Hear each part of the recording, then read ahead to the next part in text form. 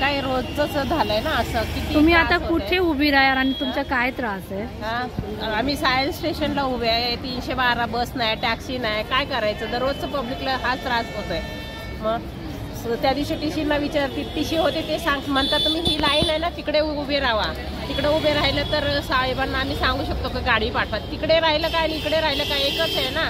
असंही तुम्ही ही प्रतीक्षा नगरची लाईन आहे सांगू शकता ना तुम्ही. ही प्रतीक्षा नगरची लाईन आहे एवढी मोठी.